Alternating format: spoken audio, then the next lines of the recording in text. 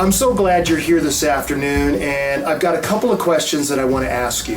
What was it like to send your guy off to boot camp? Everything you need to know about boot camp, we'll tell you when you need to know it. You don't need to know anything yet. Jesus is not looking to punish. He's looking to nourish. It was always somebody that I could go to for prayer, for advice, for anything. And I knew that he wouldn't pull any punches. I knew he'd tell me everything. You knew Jim had a huge heart after God, and heart for people. And just about the time you are getting your butt handed to you again. But this time you've got brothers running to your rescue and you win. All right, that's what I'm talking about, right? It's not an I win, it's a we win.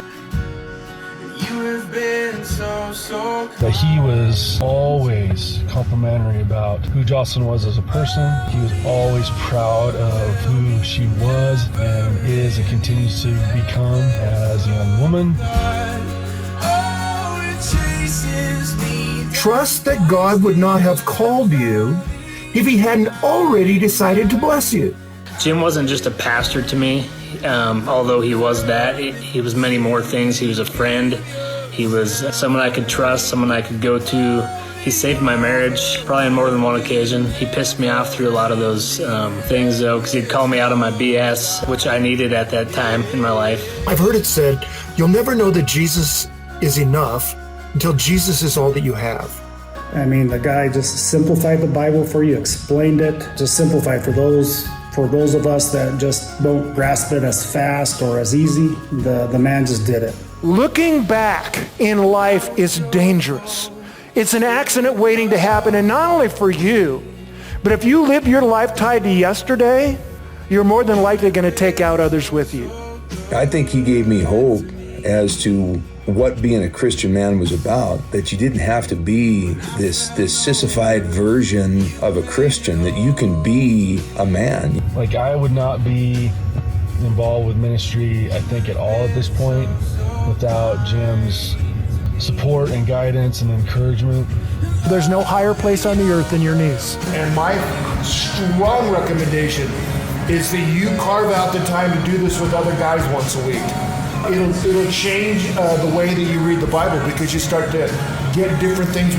Like if Evan reads it and he gets something different than me, I'm like, oh, now I got two things. And then Tim reads it and I've got what he got. And so we share that with each other and it enriches our lives.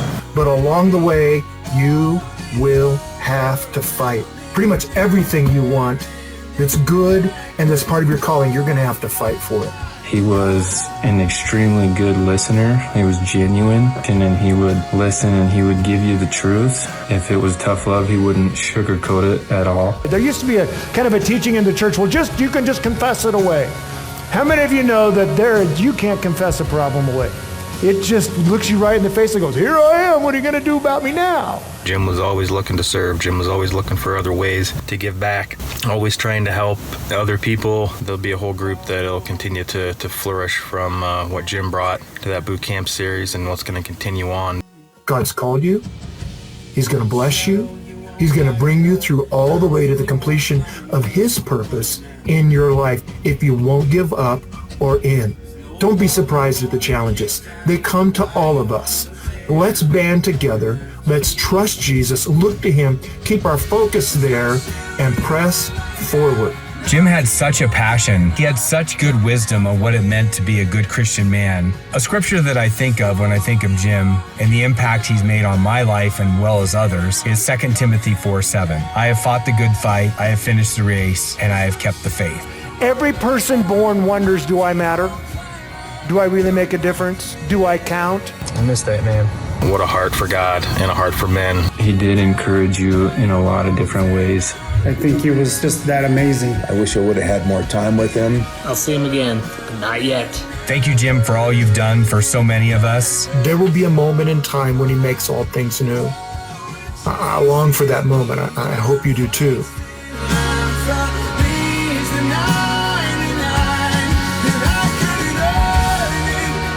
Somebody walked in my office a couple days ago, and they said, wow, your sword is just so bent on the handle. And I said, well, let me tell you. my brothers in Helena gave me this sword, and when they handed it to me on my birthday, I was so upset because it was bent. I was like, all these other kids get really, and they're straight, and they look, it's so bad. Said, and it was months later, I went to a camp, and I went up to pick up a sword, and I said, don't touch that, that's not your sword. And I found myself compelled, I couldn't wait to get home to get my sword. When I got home and I picked it out, the Lord said, I'm going to tell you why this sword is bad. Because you are. I get it.